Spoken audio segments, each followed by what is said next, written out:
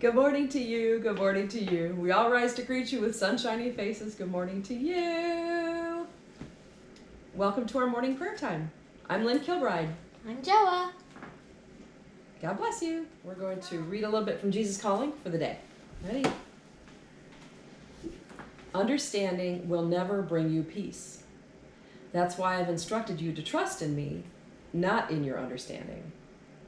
Human beings have a voracious appetite for trying to figure things out in order to gain a sense of mastery over their lives. But the world presents you with an endless series of problems.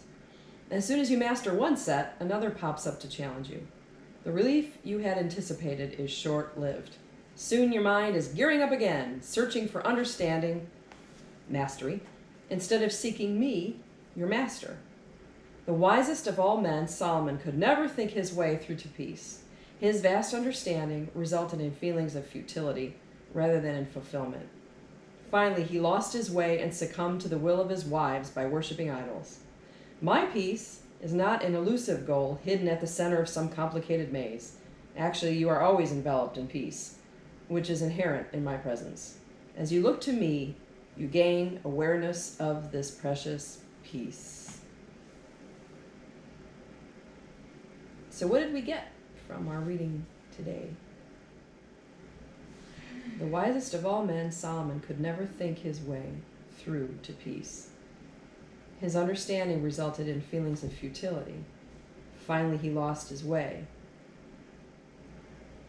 Jesus' peace is not hidden in the center of a maze.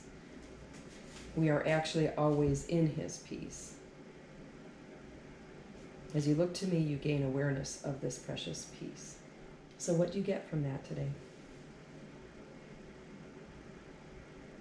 That all you have to do is to look to God to gain His precious peace. Mm-hmm. That you don't have to understand anything, and that doesn't even give you peace. Yeah, even if you do understand some things, that understanding is not necessarily going to give you peace. Mm-mm. That's what he says at the top. I have instructed you to trust in me, not in your understanding. It's like a person that works so hard in college to understand how to do doctor stuff. Even if he does do doctor stuff, that might not be what God calls him to do. And even if you understand how to do doctor stuff, God is still wanting him to do something different. Mm.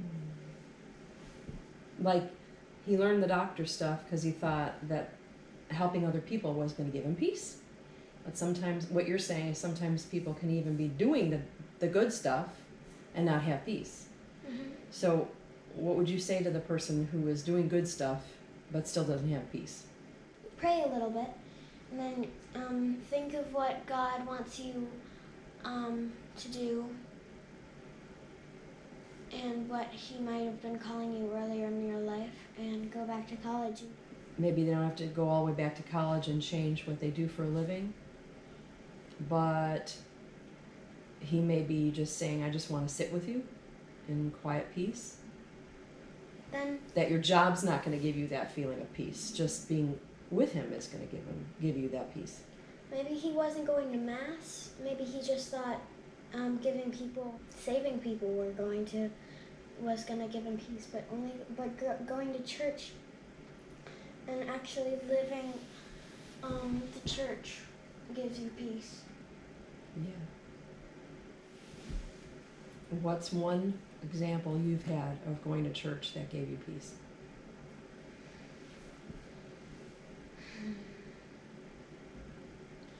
When our friend's mom died, and she was about to die 2 days later, and I just felt peace, and I knew that we needed to go see her in the hospital that night. So you were at church when you realized that you needed to go see her? Yeah. Or Well, it really spoke to me when we just got a text from our friend that said she was in the hospital, but that earlier that day. But I sometime in that day I knew that we had to go to the hospital to. So it was, the question was, when did you ever feel peace at Mass? I just feel peace every time I ride my bike to Mass. It's just, I know the route to which to go to Mass, and when I get there, I just feel peace. I sit down in the pew and listen to the Mass. Yeah. What about you? So when do I feel peace at Mass? Mm-hmm. We go to a Mass usually that has got Christian music, like contemporary Christian music. And when we're all singing, there have been times where I just was so, I didn't want the song to end. I didn't want to move to the next thing at Mass. I just wanted that moment of singing and having my eyes closed and feeling God's love or feeling His presence. I wanted that moment to last forever. I feel that during a song, I just feel like that moment is like a minute of heaven, and it always makes me wish that there were either more verses to the song, or that when the song would end, we could all just sit there and not rush to the next thing, but just enjoy what God may be saying to us in that moment, or even if He's not speaking, we're just enjoying His presence.